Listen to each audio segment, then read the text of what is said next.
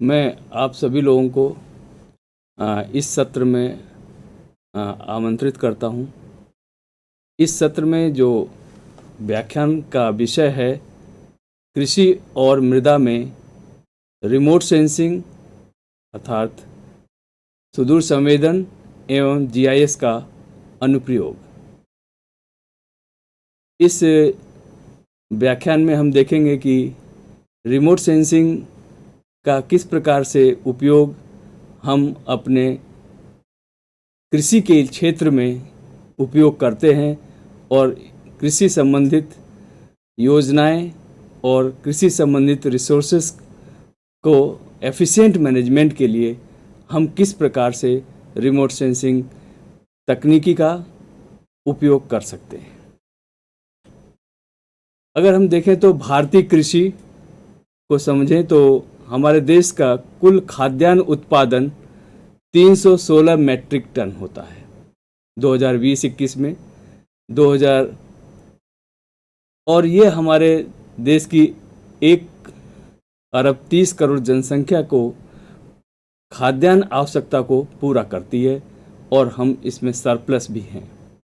लेकिन आने वाले समय में जिस प्रकार से आपके पॉपुलेशन जनसंख्या में वृद्धि हो रही है उससे खाद्यान्न का उत्पादन और ज़्यादा करना होगा, लेकिन एट द सेम टाइम हमारे रिसोर्सेस की हेल्थ और स्वास्थ्य में भी कमी आ रही है, जैसे कि मृदा का स्वास्थ्य में कमी आ रही है, जलवायु परिवर्तन का विपरीत प्रभाव देखा जा रहा है और जो हमारे वर्षा संबंधी भी वेरिएशन आने से खाद्यान्न उत्पादन को प्रभावित कर सकता है। तो हमको इन सभी रिसोर्सेज को मैनेज भी करना है। अगर देखें भारतीय कृषि टोटल 141 मिलियन हेक्टेयर में हमारी खेती की जाती है, कृषि क्षेत्र है जिससे आपको ये प्रोडक्शन मिलता है और इस 141 मिलियन हेक्टेयर का 67% रेनफेड है, मतलब वर्षा पर आधारित है।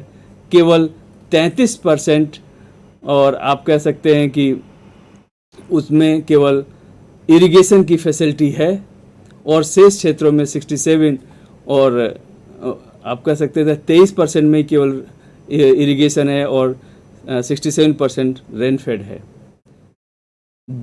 अगर दोनों रबी और खरीफ दोनों सीजन को देखा जाए तो कुल फसल का क्षेत्रफल 193 मिलियन हेक्टेयर है, जिसमें हम क्या कहते हैं, अगर हम रबी और खरीफ दोनों का क्षेत्रफल को जोड़ें, लेकिन अगर शुद्ध क्षेत्रफल कृषि का क्षेत्र देखें तो 141 मिलियन हेक्टेयर है। तो आप कह सकते हैं कि 50 मिलियन हेक्टेयर में खेती केवल एक ही सीजन में केवल 2 सीजन में केवल 50 मिलियन हेक्टेयर में ही की जाती है। भारत में विश्व की कुल आबादी का 18% लोग हैं और लाइव स्टॉक पशुधन भी हमारा 15% है विश्व की कुल आबादी का। तो आप कह सकते हैं इन जीव को खाद्यान्न की या खाद्यान्न और चारा और इन सभी की जो आवश्यकता है वो पूर्ण रूप से हमारे कृषि के ऊपर आधारित हैं। अतः कृषि के लिए हमें अपने भूमि संसाधनों का, सिंचाई संसाधनों का इष्टतम उपयोग करने की आवश्यकता है, ऑप्टिमम यूज़ करने की आवश्यकता है, ताकि ये हमारी कृषि सतत रह सके और सस्टेनेबल बनी रहे। भू स्थानिक प्रौद्योगिकी, जियो स्पेशियल टेक्नोलॉजी आपके जो है इसमें जिसकी हम बात कर रहे हैं आज, इसमें सुदूर संवेदन उपग्रह आते हैं, जीआईएस टेक्नोलॉजी आती है और जीपीएस। अगर रिमोट सेंसिंग में देखें तो आज हमारे पास रिसोर्ससेट 1, रिसोर्ससेट 2 बहुत अच्छे उच्च कोटि के high resolution remote sensing data provide कर रहे हैं। जीआईएस के द्वारा हम मानचित्र बना करके, स्पेशल लेयर बना करके उसका हम एकीकरण कर सकते हैं इन सभी मैप्स का और मानचित्रों का, जैसे कि मृदा मानचित्र है, भू उपयोग मानचित्र है और टोपोग्राफी का मानचित्र, इन सभी को हम एक साथ इंटीग्रेट करके जीआईएस में देख सकते हैं कि किस तरह के लैंड यूज में किस तरह की सॉइल है और उसकी टोपोग्राफी किस तरह से है। और जीपीएस से आपको वहाँ पर उसकी location, specific latitude and longitude information मिलती है। और भारत का जीपीएस सैटेलाइट्स आपका जो है वो IRNS है, जो इसको हम नाविक नाम भी दिया गया है। इन जियो स्पेशियल टेक्नोलॉजी का उपयोग करके मिट्टी, फसल, भूभाग, भूविज्ञान आदि की विश्वसनीय जानकारी हमें प्राप्त होती है और स्थानिक मतलब स्पेशियल डिस्ट्रीब्यूशन की जानकारी प्राप्त करते हैं। इन सब के अध्ययन करने के लिए जीआईएस के द्वारा हम इंटीग्रेट करते हैं और हम समूल रूप से नाजुक परिस्थिति तंत्र की निगरानी, एग्रो इकोसिस्टम जो है आपका ये अत्यंत नाजुक है और इसकी हम निगरानी, मॉनिटरिंग कर सकते हैं और उसकी सुरक्षा और उसका संरक्षण कर सकते हैं। ये टेक्नोलॉजी हमारे खाद्य सुरक्षा की सिक्योरिटी करता है, खाद्य सुरक्षा को वृद्धि कर सकते हैं और टेक्नोलॉजी के द्वारा इस तरह से हम गरीबी को कम कर सकते हैं, उत्पादन बढ़ा करके, और अपने शासन में सुधार लाया जा सकता है। तो अगर हम जहाँ तक कि हम इस व्याख्यान में कृषि संसाधन की बात कर रहे हैं, तो कृषि संसाधन में रिमोट सेंसिंग और जीआईएस दो तकनीकी हैं जिनका उपयोग कर रहे हैं। कृषि संसाधन में मुख्यतः हम दो भाग में विभाजित कर सकते हैं। एक है फसल संसाधन प्रबंधन, जिसमें हम सरफेस क्रॉप के बारे में, क्रॉप मैनेजमेंट के बारे में उपयोग करते हैं, और दूसरा है मृदा संसाधन प्रबंधन, मीन्स मिट्टी किस तरह की है, उसका किस तरह से प्रबंधन कर सकते हैं। अगर फसल संसाधन में देखें तो रिमोट सेंसिंग के द्वारा हम फसल का रकबा का अनुमान करते हैं, उसका क्षेत्रफल कितना है, फसल उपज की भविष्यवाणी, या हम फसल कटने से पहले उसके उत्पादन की जानकारी प्राप्त कर लेते हैं। फसल में कितनी पानी की आवश्यकता है, इरिगेशन की आवश्यकता है, उसका आकलन कर सकते हैं। फसल में हुई क्षति, जैसे कि आपके बीमारी लग जाती है, कीट लग जाते हैं, इसके द्वारा कितनी क्षति का, या सूखा पड़ जाता है तो फसल क्षति का हम आकलन करते हैं। सूखे की निगरानी भी कर सकते हैं कि सूखा किस तरह से, किस महीने में कितना सूखा क्षेत्र हमारे देश का हो रहा है, तो उसकी भी निगरानी हम रिमोट सेंसिंग के द्वारा करते हैं। और इस तकनीकी का उपयोग करके समग्र रूप से हम कृषि सूचना प्रणाली विकसित कर सकते हैं। अगर मृदा संसाधन प्रबंधन की बात करें तो मृदा मानचित्र बनाया जाता है और मृदा का हम संसाधनों का आकलन, विश्लेषण करते हैं, और क्षरित भूमि, अवक्रमित भूमि मीन्स डिग्रेडेड लैंड्स का भी हम आकलन किया जाता है। मृदा पोषक तत्वों का मानचित्र बनाते हैं, भूमि का सर्वोत्तम उपयोग की योजना के लिए बनाने के लिए उपयोग करते हैं, और हम इसका उपयोग समग्र रूप से वाटर सेट प्रबंधन के लिए भी किया जाता है। और आज हम पूरे देश में वाटर सेट मैनेजमेंट के लिए हम इस तकनीकी का उपयोग ग्रामीण स्तर तक कर रहे हैं। अगर आप अपने रिमोट सेंसिंग सैटेलाइट से जो पृथ्वी का जो चित्र प्राप्त होता है, तो उसके लिए विभिन्न तरह के सेंसर हमारे सैटेलाइट्स में हैं और उनके द्वारा बहुत ही अधिक स्पष्ट जो चित्र पृथ्वी का प्राप्त होता है। तो अगर आप देखें तो ये आपको इनसेट सैटेलाइट, जिससे कोर्स रिजोल्यूशन, फिर medium resolution, wide field sensor, list 3 satellite data, list 4 satellite data, Cartosat satellite data. Cartosat जो है ब्लैक एंड वाइट होता है और इसमें आप देखेंगे फील्ड लेवल पर कहाँ क्रॉप है या कहाँ पर ऑर्चर्ड है, बहुत ही इवन नंबर ऑफ ट्री की भी काउंट किया जा सकता है। इतने लेवल की इंफॉर्मेशन आपको कार्टोसेट सैटेलाइट से मिलती है, जिसका रिजोल्यूशन 1 मीटर से कम है। लिस्ट 4 सैटेलाइट जिसका रिजोल्यूशन 5.8 मीटर है, इसके द्वारा हमें जो है कलर इमेज हम जनरेट कर सकते हैं, उत्पादित कर सकते हैं। और आप देखिए कि फील्ड लेवल पर, खेत स्तर पर हम हर एक खेत का जो है उसमें कौन सी क्रॉप है, कौन सा खेत खाली है, इन सब की जानकारी प्राप्त कर सकते हैं। तो हमारे पास आज की डेट में रिमोट सेंसिंग सैटेलाइट से विभिन्न स्केल पर हम मानचित्र तैयार कर सकते हैं। फील्ड लेवल से लेकर के डिस्ट्रिक्ट एंड स्टेट लेवल तक का मानचित्रण कर सकते हैं। तो आपका ये multi spectral satellite, resource set, panchromatic satellite, black and white जिसको कहते हैं, कार्टोसेट 3, कार्टोसेट 2 एंड 2S आज की डेट पे उपलब्ध हैं। और तीसरा सैटेलाइट्स है माइक्रोवेव रिमोट सेंसिंग सैटेलाइट, जो कि हमें खरीफ मौसम में जब क्लाउड होता है उस समय हमको डेटा प्रोवाइड करता है।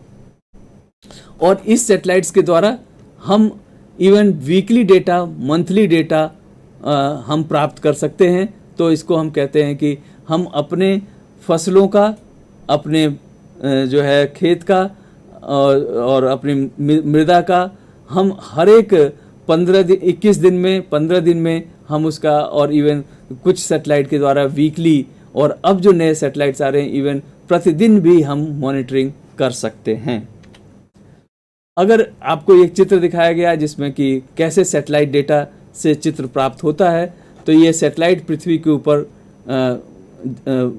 ऊपर से गुजर रहा है और इसकी ऊंचाई लगभग, रिमोट सेंसिंग सैटेलाइट की ऊंचाई 817 किलोमीटर है। ये हमारा रिसोर्स सेट सैटेलाइट है और इसमें एक सेंसर जो है, LIS-3 sensor 141 kilometre by 141 kilometre की एक इमेज लेता है।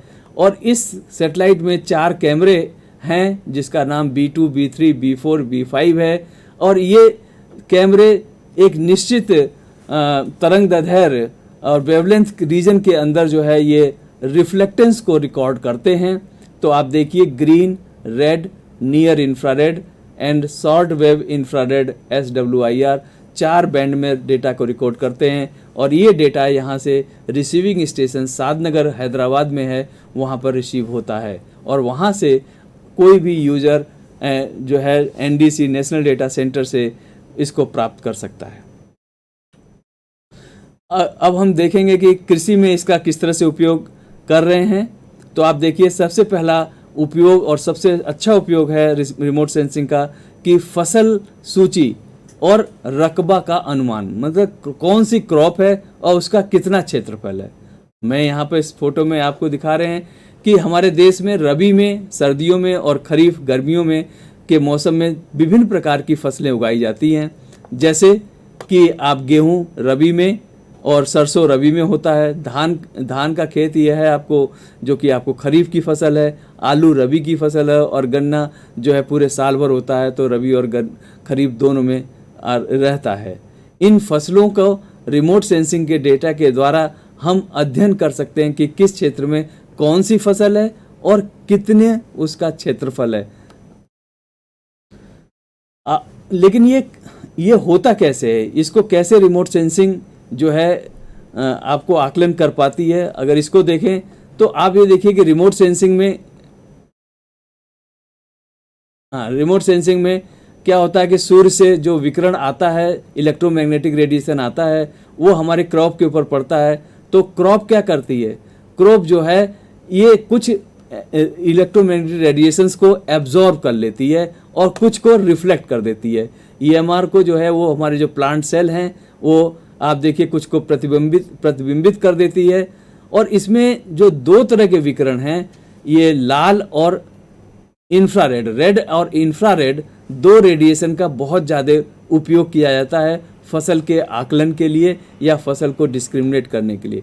ये जो विकिरण का परावर्तन होता है, प्रतिबिंबित होती है, वो इस बात पर निर्भर करती है कि आपके प्लांट में कितना, प्लांट सेल की संरचना कैसी है, क्लोरोफिल सामग्री, उसमें क्लोरोफिल कितना है, उसमें लिग्निन सेलुलोज की कितनी मात्रा है, पानी की कितनी मात्रा है, या पोषक तत्व कितना है, उसके अंदर न्यूट्रिएंट्स कितना है, या फसल की टर्जिडिटी जो है, आप कह सकते हैं कि फसल में तनाव, या अगर फसल मतलब सूखे से ग्रसित है या नहीं। और फसल के डिफरेंट स्टेजेस जो होते हैं उसके ऊपर भी इसका रिफ्लेक्टेंस डिपेंड करता है। तो अगर आप देखें तो सबसे इम्पोर्टेंट पार्ट ये है कि जो क्लोरोफिल है वो जो है फोटोसिंथेसिस के लिए, प्रकाश संश्लेषण के लिए लाल रंग के रेडिएशन को एब्जॉर्ब कर लेता है, जबकि इंफ्रारेड रेडिएशन को वो परावर्तित करता है। ये एक पिक्यूलियर कैरेक्टरिस्टिक्स है वेजिटेशन की, जिसमें क्लोरोफिल होता है कि वो फोटोसिंथेसिस के लिए या प्रकाश संश्लेषण के लिए लाल रंग के रेडिएशन को, विकिरण को अवशोषित कर लेता है और इंफ्रारेड रेडिएशन को परावर्तित कर देता है। और इसका उपयोग हम फसल के संदर्भ में सबसे अधिक उपयोग करते हैं। अब आप ये देखिए, जब हम एफसीसी बनाते हैं तो क्या करते हैं कि हम इंफ्रारेड को रेड कलर से शो करते हैं, दिखाते हैं, और रेड कलर को और जो रेड कलर है उसको हम ग्रीन कलर से हम उसको जो है दर्शाते हैं। तो जो हमारे एफसीसी फाल्स कलर कंपोजिट बनती है, जो कि ये इमेज आपको दिखाई गई है, IRS LIS4 सैटेलाइट डेटा से लिया हुआ चित्र है, जिसमें आप देखिए कि जहां लाल है वो इंफ्रारेड रिफ्लेक्टेंस ज़्यादा होने की वजह से, अर्थात उसमें क्लोरोफिल कंटेंट है, तो सारा वेजिटेशन जो है वो रेड कलर से दिखाई देता है। लेकिन रेड में भी आपको अलग अलग दिखाई दे रहा होगा कि डार्क रेड है और एक आपको पर्पल रेड है। तो ये रेड जो है उस डिपेंड करता है कि वो क्लोरोफिल कंटेंट उसमें कितना है।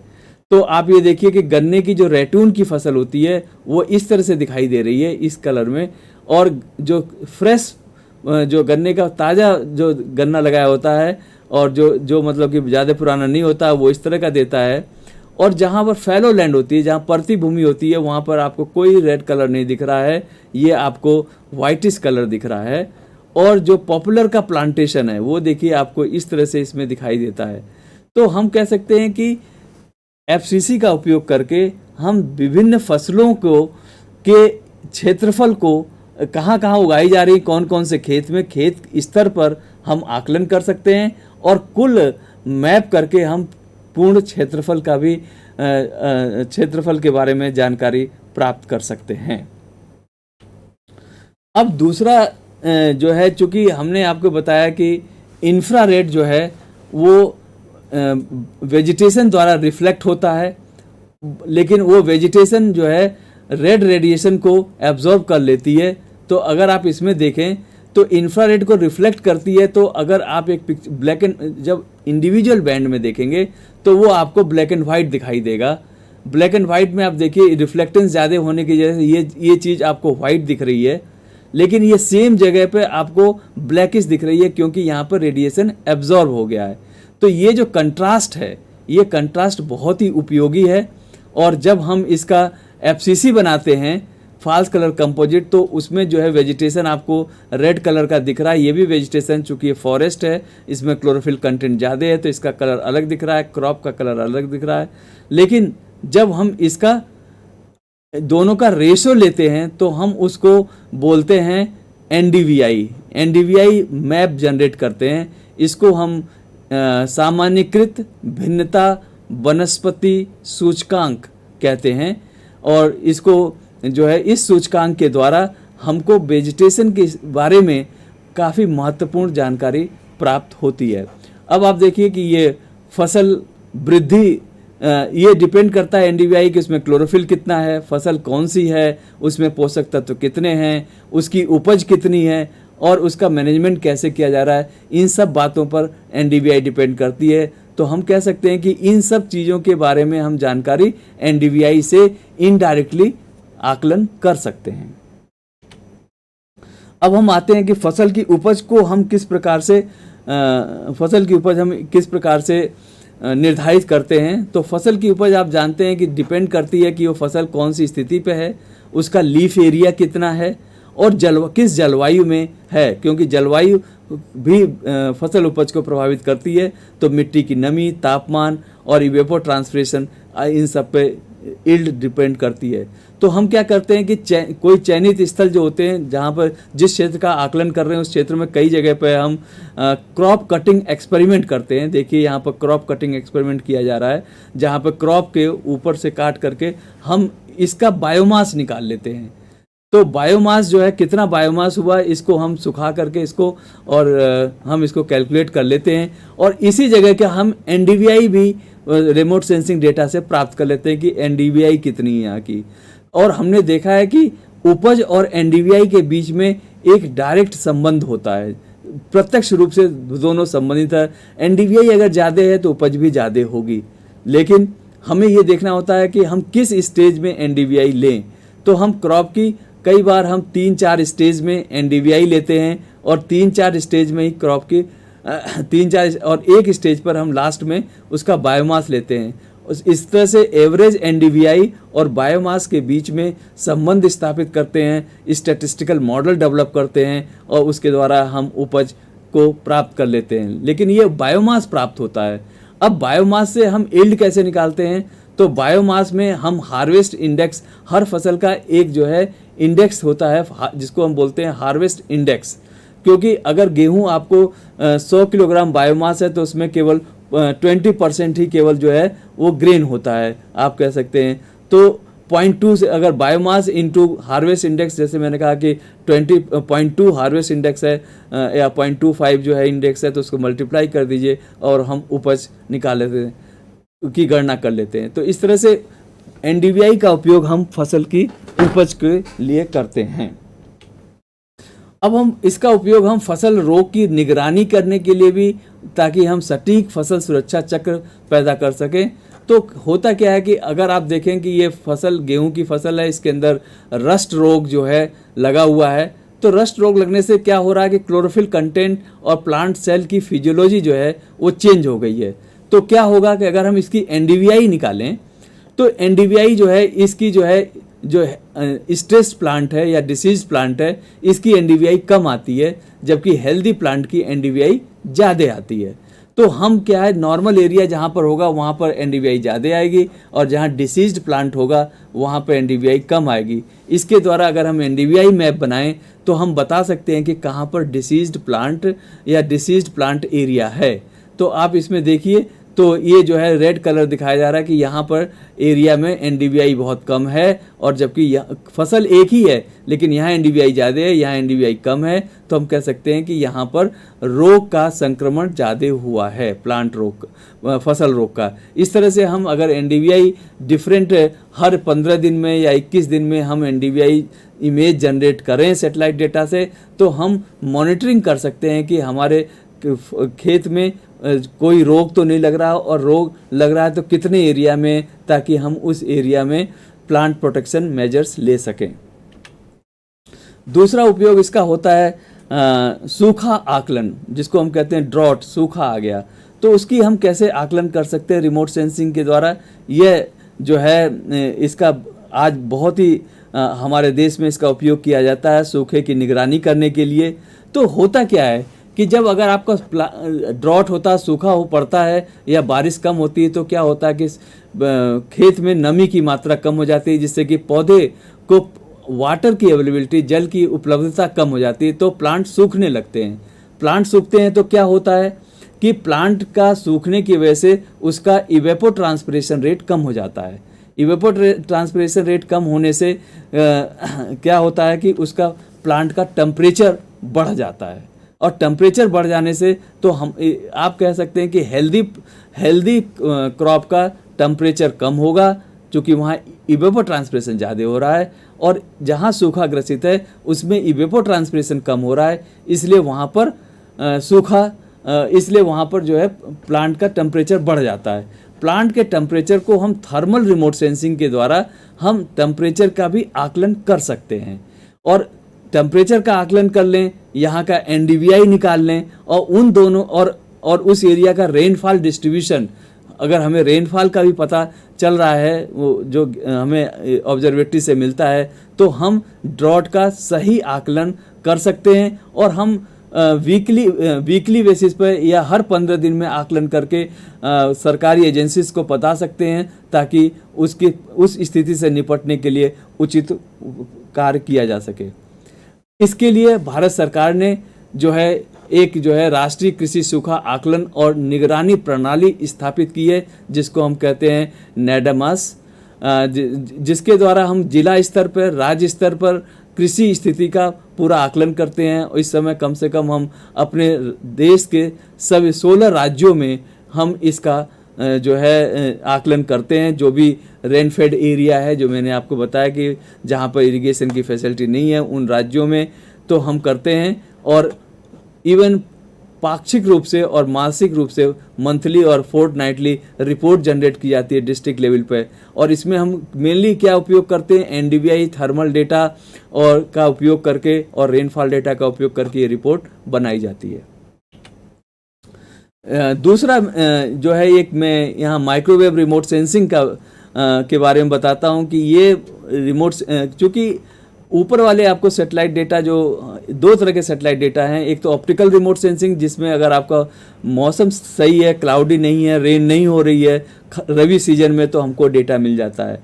लेकिन खरीफ सीजन में हमको क्लाउड होने की वजह से और रेन होने की वजह से रिमोट सेंसिंग डेटा नहीं प्राप्त होता है। तो उसके लिए माइक्रोवेव रिमोट सेंसिंग सैटेलाइट जो है उसको लॉन्च किया गया है। और इंडिया ने अपना पहला माइक्रोवेव रिमोट सेंसिंग सैटेलाइट रीसेट-1 जो कि 2012 में लॉन्च किया था, और इसके द्वारा खरीफ फसल का मानचित्रण करते हैं। और इवन जो है आपदा प्रबंधन से संबंधित जो फ्लड एरिया है और जहाँ पर डिजास्टर एरिया है, उस एरिया का हमें खरीफ सीजन में उसकी हमें सही जानकारी मिलती है। तो माइक्रोवेव रिमोट सेंसिंग खरीफ फसल के लिए, और जिनका बायोमास, जिन फसलों का बायोमास ज़्यादा होता है, जैसे कि गन्ना है, मक्का है, बाजरा है, उनका बायोमास ज़्यादा होता है, उनके लिए ये remote sensing, microwave remote sensing अधिक उपयोगी है। और इसका उपयोग हाइड्रोलॉजिकल ऑब्जेक्ट को भी करने, जैसे बर्फ़ और हिमनद को आकलन करने के लिए किया जाता है। इवन वाटर लॉक्ड एरिया, जल संसाधन, वेटलैंड्स की मॉनिटरिंग के लिए भी रिमोट सेंसिंग डेटा का अच्छा उपयोग किया जाता है। मैं आपको ये एक चित्र दिखा रहा हूँ जो कि माइक्रोवेव रिमोट सेंसिंग की 3 डेट 5 जुलाई, 29 जुलाई और 22 अगस्त को 3 सैटेलाइट डेटा को मर्ज करके बनाया गया है। और इसमें आप देखिए कि ये सैटेलाइट डेटा में आपको जो कलर हैं, वो कलर क्या डिनोट करते हैं कि राइस जो है, जो ब्लू टोन में दिख रहा है वो अर्ली राइस है, और लेट ट्रांसप्लांटेड राइस ये मैजेंटा कलर में दिख रहा है, और जो येलो दिख रहा है ये वेरी लेट ट्रांसप्लांटेड राइस। तो हमें क्या है कि खरीफ सीजन में कितना राइस का क्षेत्रफल है और कितना लेट राइस है, कितना अर्ली राइस है, और इन सब का हम आकलन कर सकते हैं। इससे क्या फ़ायदा होता है कि हम टोटल उपज का एक सही आकलन करने में ये सहायता देते हैं। अदरवाइज़ क्या है कि खरीफ सीजन के फसलों का हम optical remote sensing resource satellite से आकलन करना पॉसिबल, असंभव नहीं है। हमारे भारत सरकार ने फसलों के अध्ययन के लिए कृषि एवं सहकारिता विभाग, कृषि मंत्रालय नई दिल्ली ने एक सेंटर महालनोबिस राष्ट्रीय फसल पूर्वानुमान केंद्र की स्थापना की, जो कि दिल्ली में स्थित है। इसका काम है पूरे वर्ष भर जो है हमारे एक उनके यहाँ प्रोजेक्ट चलता है जिसका नाम फसल है, जिसके द्वारा रिमोट सेंसिंग का उपयोग करके कृषि उत्पादन का पूर्वानुमान और कृषि में कितना एरिया है रबी और खरीफ फसलों का, उसका भी पूर्वानुमान लगाया जाता है। और ये जो है आपके सभी 11 प्रमुख फसलों के लिए का पूर्वानुमान और इसकी information planning commission government of India या आपको कृषि मंत्रालय को दी जाती है। नेडमास जो मैंने कहा कि राष्ट्रीय कृषि सूखा आकलन और निगरानी प्रणाली है, जो कि 17 राज्यों में मुख्य रूप से जहां कृषि आधारित जो क्षेत्र हैं उसकी सूखे की स्थिति से जो है की स्थिति का आकलन करके यह सूचना राज्य स्तर पर जो है शेयर की जाती है।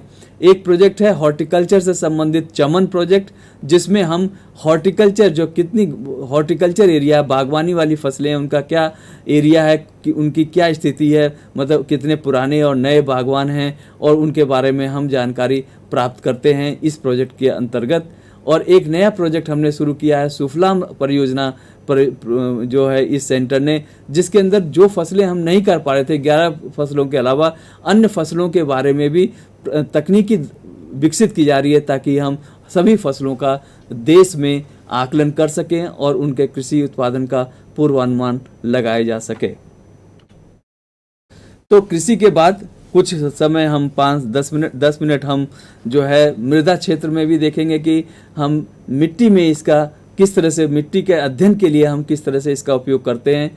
तो रिमोट सेंसिंग मृदा में अगर देखें तो मृदा का मानचित्र बनाने में, मृदा में पोषक तत्व का मानचित्रण करने में, निम्नीकृत भूमि मतलब कि जो डिग्रेडेड लैंड्स है, निम्नीकृत भूमि का मानचित्रण करते हैं, वाटरशेड योजना बनाते हैं और भूमि उपयोग की योजना बनाने में इसका उपयोग करके हम मृदा संसाधन को संरक्षित करते हैं और मृदा संसाधन के बारे में समुचित उपयोग के बारे में कार्य योजना तैयार करते हैं। तो सबसे पहले आता है मृदा मानचित्रण। मृदा का मानचित्र कैसे करें? तो मृदा, जैसे कि आपने देखा कि कृषि में रिमोट सेंसिंग के द्वारा हमें डायरेक्ट इन्फॉर्मेशन मिलती है, प्रत्यक्ष रूप से रिफ्लेक्टेंस प्रभावित होता है। रिफ्लेक्टेंस को अध्ययन करने के बाद हम जो है वो कृषि फसलों के बारे में समुचित जानकारी प्राप्त कर पाते हैं। लेकिन मिट्टी के क्षेत्र में जब मिट्टी का अध्ययन करना होता है तो हमें जो डायरेक्ट रिफ्लेक्टेंस हमें ज़्यादा हेल्प नहीं करता है, क्योंकि मिट्टी जो है वो सब सरफेस इंफॉर्मेशन है और सब सरफेस रिफ्लेक्टेंस के द्वारा हम आकलन नहीं कर सकते। तो इसके लिए हम सबसे पहले अध्ययन करते हैं कि मिट्टी को बनाने वाले कौन से कारक हैं, कौन से फैक्टर हैं। तो हम जानते हैं कि मिट्टी के लिए जो है 5 फैक्टर्स होते हैं। एक जलवायु, ऑर्गेनिज्म, लैंड यूज मतलब भू उपयोग, relief means topography, P parent material और टी टाइम, ये 5 फैक्टर्स होते हैं। लेकिन किसी भी एक क्षेत्र में मृदा का जो वेरिएशन है, मृदा किस तरह की बनेगी, उसका आकलन जो है हम भू आकृति, जिसको हम कहते हैं जियोमॉर्फोलॉजी, पेरेंट मटेरियल के आधार पर कर सकते हैं। स्थलाकृति, अगर हम उस एरिया की टोपोग्राफी का अध्ययन करें तो हम कर सकते हैं। और भू उपयोग, और वो भूमि किस में उपयोग करी थी, इन 3 की जानकारी को एक साथ संकलित करके हम जो है एक एरिया को आइडेंटिफाई करते हैं और एरिया को आइडेंटिफाई करके उस एरिया में हम एक सॉइल प्रोफाइल का अध्ययन करते हैं। मतलब कि सॉइल प्रोफाइल का मतलब वर्टिकल सेक्शन ऑफ सॉइल, जिसके अंदर हम 1.5 मीटर डेप्थ तक की सॉइल्स के बारे में डिफरेंट जो बहुत सारी जो लेयर्स हैं, उन लेयर्स की सॉइल्स का सैंपल्स कलेक्ट करते हैं और देखते हैं कि ये सॉइल किस तरह से बनी है। क्योंकि कैरेक्टरिस्टिक्स हम सरफेस से ही, केवल सरफेस सॉइल्स पे ही हम डिपेंड नहीं रह सकते, क्योंकि आप जानते हैं कि पौधों की जो जड़ें हैं वो सब सरफेस में जाती हैं। तो सब सरफेस में कितना न्यूट्रिएंट्स है, सब सरफेस की कैसी सॉइल्स है, ये जानना जरूरी है। इसलिए मृदा के मानचित्र के लिए सॉइल प्रोफाइल का अध्ययन किया जाता है। हम अब सॉइल प्रोफाइल, मैंने कहा कि मृदा निर्माण कारक कौन से हैं, कौन से फैक्टर्स को हम कैसे रिमोट सेंसिंग से स्टडी कर सकते हैं। तो आप इसमें देखिए कि ये चित्र दिखाया गया FCC है, फाल्स कलर कंपोजिट, जिसमें आपको ये जो दिख रही है वो हिल्स है और नीचे जो है प्लेन एरिया है।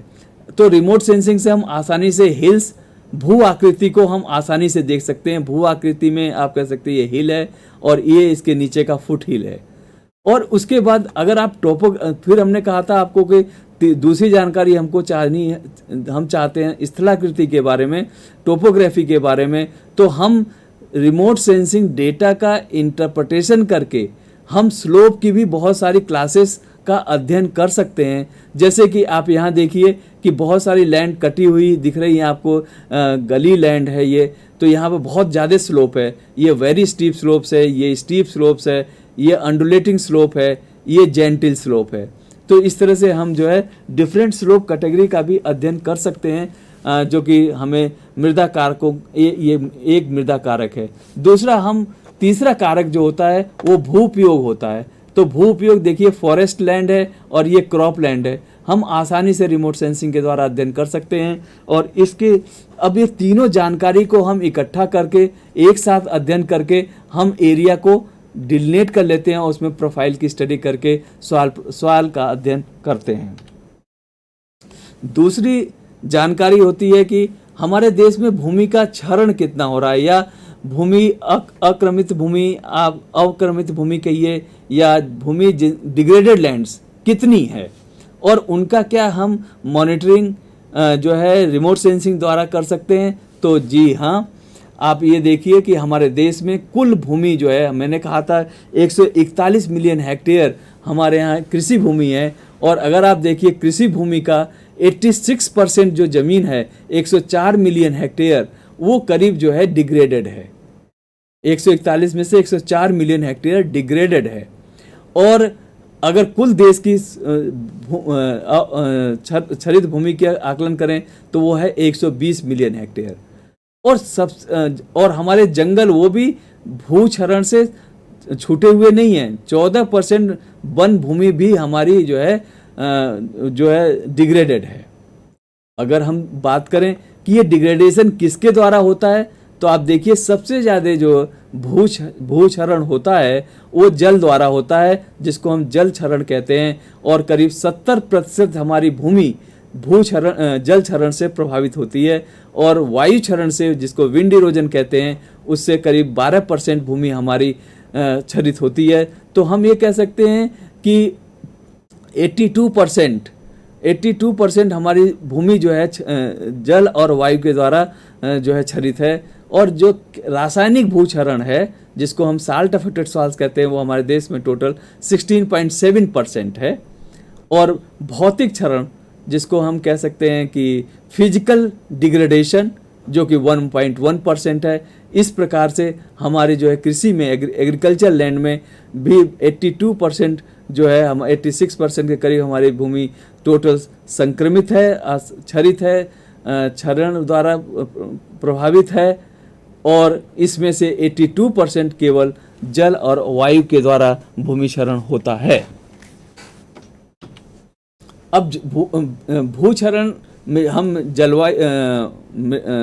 क्षरण की प्रक्रियाओं को देखेंगे, कि जिसको हम कहते हैं मृदा अपरदन, सॉइल इरोजन। आप देखिए इस धान का खेत है, इसमें से टॉप लेयर जो है, जिसको हम सीट कहते हैं, सीट इरोजन, सीट कटाव हो गया, टॉप लेयर बह गई है।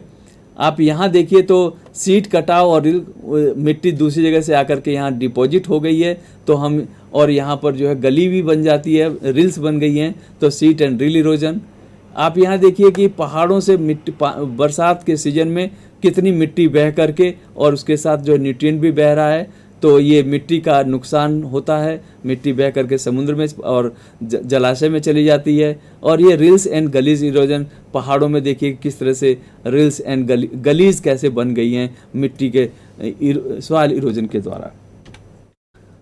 अगर हम मानचित्र में देखें कि रिमोट सेंसिंग के द्वारा क्या मैं इस मृदा अपरदन का अध्ययन कर सकता हूं, तो जी हाँ, आप देखिए कि उस जो आप एक पिक्चर देखिए सैटेलाइट डेटा का, यहाँ पर आपको दिखाई दे रहा बहुत सारी कटी हुई ज़मीन, जिसको हम कहते हैं घना गली कटाव, और ये बहुत सीवियर इरोजन है। इधर इस एरिया में देखिए तो इतना कटाव नहीं है जितना यहाँ है, तो ये वेरी सीवियर इरोजन है, ये सीवियर इरोजन है। और यहाँ पर उससे कम इरोजन है, केवल ऊपर की सरफेस लेयर जो है सीट इरोजन हुआ है, और कुछ गली भी, रील्स भी बन गई हैं, और यहाँ पर केवल सीट इरोजन हुआ है।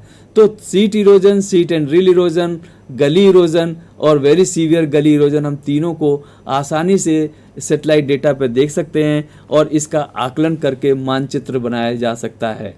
तो मृदा अपरदन में रिमोट सेंसिंग का अध्ययन करना अत्यंत सरल है, और हम आसानी से इसका आकलन कर सकते हैं। दूसरा हमने कहा कि रासायनिक क्षरण, जिसमें हम कहते हैं कि नमक प्रभावित मिट्टी या लवणीय मृदा, साल्ट अफेक्टेड सॉइल्स, और जल भराव वाले क्षेत्र, उसके द्वारा भी हम उसको डिग्रेडेशन की कैटेगरी में रखते हैं। तो आप देखिए कि ये एक मथुरा के पास जो है जगह का फील्ड फोटोग्राफ्स है, जिसमें गर्मी के सीजन में साल्ट जो है सॉइल के नीचे जो रहता है, वो सरफेस में आकर के मई के मंथ में ये सरफेस पे इकट्ठा हो गया, जिससे कि ये साल्ट आपको ये सफ़ेद दिखाई दे रहा है। जबकि इसमें खेती भी की जाती है, लेकिन यहाँ पर साल्ट की कंसंट्रेशन बहुत हो गया है, तो इसलिए इसमें जो है ये एक तरह से खेती करना मुश्किल है, या करेंगे तो उपज नहीं मिलेगी। और इसी के पास में एक क्षेत्र है जहाँ पर आप देखिए वाटर लॉगिंग हो गई है। तो ये क्या नमक प्रभावित मिट्टी और जल भराव के क्षेत्रों को हम रिमोट सेंसिंग से अध्ययन कर सकते हैं। तो आप देखिए यस, ये लिस4 सैटेलाइट डेटा की एक पिक्चर दिखाई गई है, जिसमें ये सफ़ेद रंग में दिख रहा है, ये साल्ट अफेक्टेड सॉइल्स हैं। और ये जो आपको ब्लूइश कलर दिख रहा है ये वाटर लॉक्ड एरिया है, और जहाँ ज़्यादा ब्लूइश दिख रहा है वहाँ पर पानी खड़ा है और वो आपको ज़्यादा ब्लूइश दिख रहा है, और जहाँ कम ब्लूइश है या मॉइस्चर सरफेस में मॉइस्चर है तो आपको ये स्लाइट ब्लूइश दिखाई दे रहा है। तो रिमोट सेंसिंग एफसीसी के इंटरप्रिटेशन के द्वारा हम आसानी से लवण प्रभावित भूमि और जल भराव क्षेत्रों का अध्ययन कर सकते हैं। हमने एक अध्ययन किया था रोहतक जिला हरियाणा में। आप जानते हैं कि वहाँ पर इरिगेशन कमांड एरिया है और वहाँ पर मिट्टी में साल्ट की प्रॉब्लम बहुत ज़्यादा आ गई है। तो आप देखिए 1990 में हमने चित्र लेकर के क्लासिफिकेशन किया था, तो ये जो येलो कलर दिख रहा है ये दिखा रहा है कि यहाँ पर साल्ट अफेक्टेड सॉइल्स या लवणीय मृदा है। और जब हमने 1990 के बाद 10 साल के इंटरवल में 2000 में पिक्चर लिया तो हमने पाया कि यहाँ साल्ट अफेक्टेड की समस्या पहले तो इसी केवल लेफ्ट साइड में थी, अब राइट साइड में भी आपको दिखाई दे रही है, यहाँ भी आ गई है। तो साल्ट अफेक्टेड सॉइल्स 10 साल में कितनी बढ़ गई है इसका भी आकलन कर सकते हैं। इस तरह से हम कहते हैं कि हम इसके द्वारा मॉनिटरिंग कर सकते हैं। तो रिमोट सेंसिंग का उपयोग मॉनिटरिंग में दिखाया गया है और उससे हम चेंज डिटेक्शन मैप कितना चेंज हुआ उसका हम आकलन किया जा सकता है। दूसरा हमने कहा कि रिमोट सेंसिंग डेटा का उपयोग वाटरशेड मैनेजमेंट के लिए भी किया जा रहा है, और सबसे ज़्यादा उपयोग आज की डेट में भारत सरकार विभिन्न राज्यों में जो वाटरशेड मैनेजमेंट के प्रोग्राम चल रहे हैं उसमें रिमोट सेंसिंग जीआईएस का उपयोग करके जो है प्लानिंग की जाती है। तो एक हमारा प्रोजेक्ट का नाम है इंटीग्रेटेड वाटरशेड मैनेजमेंट, जिसको हम कहते हैं एकीकृत वाटरशेड प्रबंध कार्यक्रम IWMP, जो कि आज की डेट में इसको प्रधानमंत्री कृषि सिंचाई योजना के नाम से जाना जाता है। तो इस योजना में रिमोट सेंसिंग जीआईएस के द्वारा लैंड यूज लैंड कवर का मैप, मृदा का मानचित्रण, स्थलाकृति टोपोग्राफी का अध्ययन, इन सब का अध्ययन करके हम वाटरशेड प्लानिंग करते हैं और उसको हम इस ग्रामीण स्तर पर उसका इम्प्लीमेंटेशन या क्रियान्वयन किया जाता है। आप देखिए वाटरशेड भूमि उपयोग योजना, हम वाटरशेड का भूमि उपयोग जो है एक मानचित्र बनाया गया है, मृदा मानचित्र बनाया गया है, टोपोग्राफी स्लोप मैप बनाया गया है, यहाँ पर जल भू आकृति जियोमॉर्फोलॉजी मैप बनाया गया है, और इन सभी मैप्स को जीआईएस में संलग्नित करके और उसका आकलन करके हम जो है लैंड यूज प्लान जो है सजेस्ट करते हैं, और इसको लैंड यूज प्लान इसके अंदर हम वाटर हार्वेस्टिंग स्ट्रक्चर और वेजिटेटिव कंजर्वेशन स्ट्रक्चर्स का भी हम प्रपोजल इसमें देते हैं, और ताकि इसके इम्प्लीमेंट करके मृदा इरोजन, मृदा अपरदन का जो है कम किया जा सके और वर्षा जल को संचित किया जा सके, स्टोरेज किया जा सके। इसमें हम इसके द्वारा हम कार्यक्रम करते हैं, और ताकि कृषि उत्पादन में वृद्धि हो और यहाँ पर जो रहने वाले लोग हैं उन लोगों के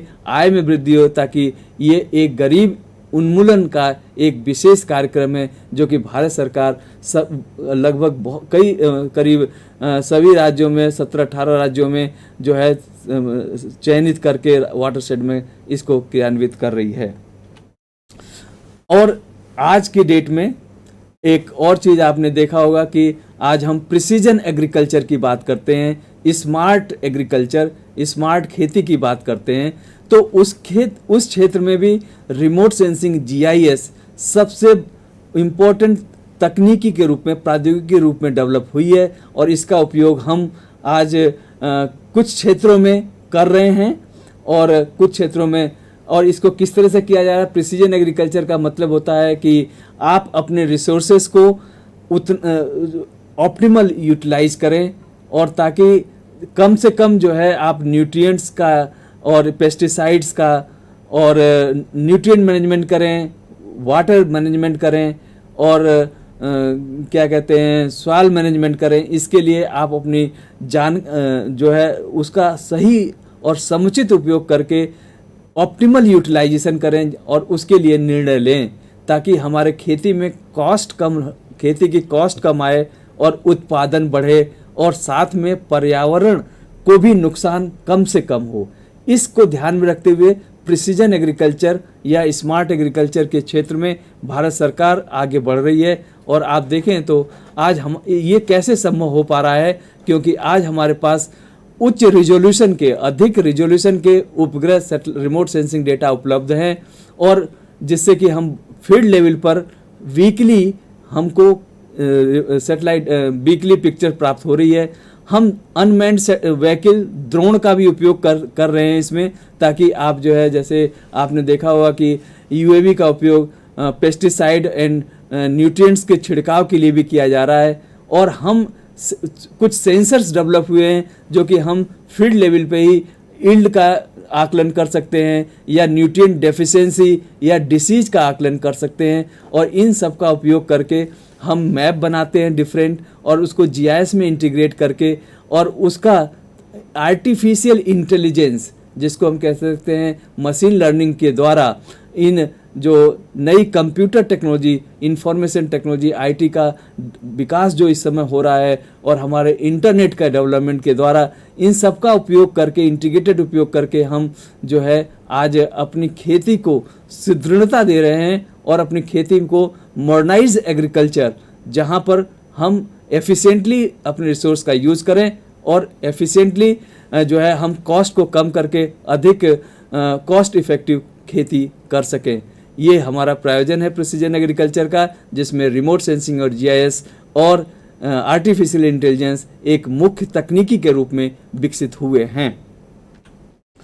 अब मैं यहाँ पर अपना ख़त्म करता हूँ व्याख्यान, और आशा करता हूँ कि आप सभी लोगों को इस व्याख्यान को समझने में और कृषि और मृदा के क्षेत्र में रिमोट सेंसिंग के उपयोग के बारे में समुचित जानकारी प्राप्त हुई होगी।